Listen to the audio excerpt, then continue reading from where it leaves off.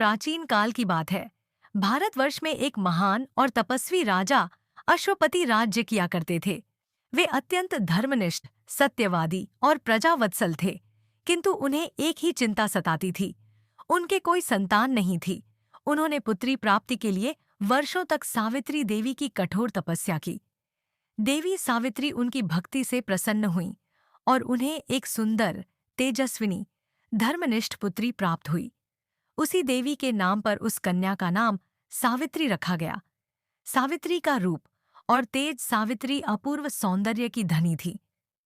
उनकी बुद्धि, शील, संयम, विद्या और धर्म में गहरी निष्ठा थी। जब वह विवाह योग्य हुई तो राजा अश्वपति ने उससे कहा कि वह स्वयं योग्य वर का चयन करे। सावित्री ने पूरे भारत का भ्रमण किया और अंत में एक वनवासी तपस्वी युवक सत्यवान को अपना वर चुना। सत्यवान का परिचय: सत्यवान राजा द्युमत्सेन के पुत्र थे। द्युमत्सेन अंग देश के राजा थे, किंतु किसी कारणवश उनका राज्य उनसे छिन गया और वह परिवार सहित वन में रहने लगे। सत्यवान अपने पिता की सेवा में रहते हुए वनों में लकड़ी काटकर जीवनयापन करते थे। वे धर्मनिष्ठ, सत्यवादी और तेजस्वी युवक थे। नारद मुनि की चेतावनी: जब सावित्री ने सत्यवान को वर के रूप में चुना तो राजा अश्वपति चिंतित हो उठे। उन्होंने नारद मुनि से परामर्श लिया। नारद मुनि ने कहा, हे राजन, सत्यवान हर दृष्टि से योग्य है, किंतु उसे 1 वर्ष के भीतर मृत्यु आ जाएगी। यह सुनकर राजा दुखी हो उठे, किंतु सावित्री ने दृढ़ निश्चय के साथ कहा, जिसे मैंने पति के रूप में एक बार चुन लिया, वह ही मेरा अंतिम और एकमात्र पति है। मैं उसी से विवाह करूंगी। सावित्री का विवाह और वनवास: राजा अश्वपति ने विवश होकर सावित्री का विवाह सत्यवान से कर दिया। विवाह के बाद सावित्री अपने ससुराल वन में रहने लगी और सास ससुर की सेवा, पति की देखभाल और तपस्वी जीवन अपनाकर समय बिताने लगी। समय बीतता गया और नियत तिथि नजदीक आने लगी, जब सत्यवान की मृत्यु निश्चित थी।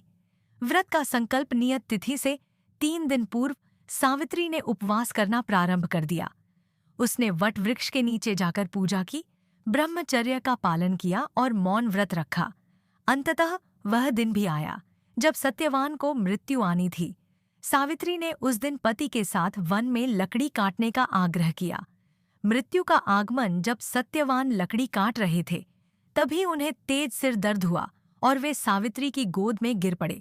उसी समय यमराज उनके प्राण लेने के लिए प्रकट हुए।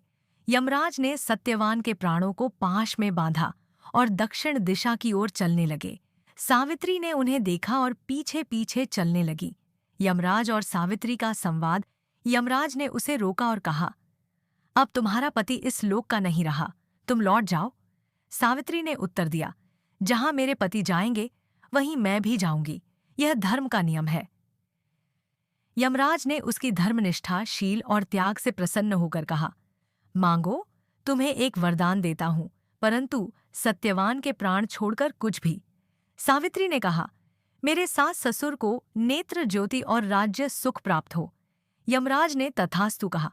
थोड़ी दूर और चलने के बाद यमराज ने फिर कहा, अब लौट जाओ। सावित्री ने फिर अपने धर्म, स्त्री धर्म और पातिव्रत्य की महिमा सुनाई। यमराज ने फिर वरदान दिया, तुम्हारे माता पिता को 100 पुत्र प्राप्त हों। सावित्री ने धन्यवाद दिया, पर पीछे नहीं हटी। यमराज ने तीसरा वरदान दिया, तुम्हें दीर्घायु और यशस्वी जीवन मिले।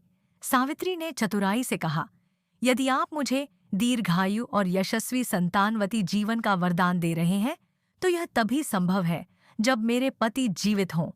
यह सुनकर यमराज मुस्कुराए और बोले, हे पतिव्रता, तुमने अपनी बुद्धि, वचन और निष्ठा से मुझे जीत लिया। मैं सत्यवान के प्राण लौटा देता हूं। सत्यवान की पुनः प्राप्ति और जीवन का परिवर्तन। यमराज ने सत्यवान के प्राण लौटा दिए। सत्यवान चेतना में आया और आश्चर्यचकित हो गया। सावित्री ने उसे कुछ नहीं बताया, सिर्फ कहा, चलिए घर चले। घर लौटते ही सब प्रसन्न हो उठे। कुछ समय बाद उनके राज्य को भी पुनः प्राप्त हुआ। सत्यवान राजा बना और सावित्री उसकी धर्मपत्नी के रूप में इतिहास में अमर हो गई। व्रत का महत्व: इस घटना की स्मृति में ही वट सावित्री व्रत रखा जाता है। स्त्रियां वट वृक्ष, बड़ के पेड़ के नीचे बैठकर यह कथा सुनती हैं, पूजा करती हैं और अपने पति की दीर्घायु की कामना करती हैं। वे सावित्री की तरह पति के लिए अटल निष्ठा और तपस्या का संकल्प लेती है। वट वृक्ष को त्रिदेवों का वास स्थान माना गया है। ब्रह्मा उसकी जड़ में, विष्णु तने में और शिव उसकी शाखाओं में निवास करते हैं।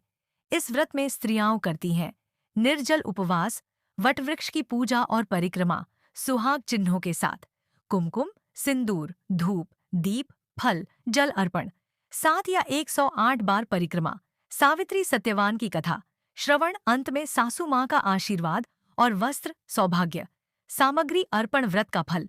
मान्यता है कि इस व्रत को श्रद्धा और नियम से करने से पति की दीर्घायु होती है, वैवाहिक जीवन सुखमय रहता है, स्त्री को सौभाग्यवती होने का वरदान मिलता है और अगला जन्म भी उत्तम रूप में होता है। इस कथा का उपसंहार यही है, नारी यदि दृढ़ निश्चयी, धर्मनिष्ठ और संयमी हो तो वह मृत्युलोक को भी पलट सकती है। सावित्री उसका जीवंत उदाहरण है।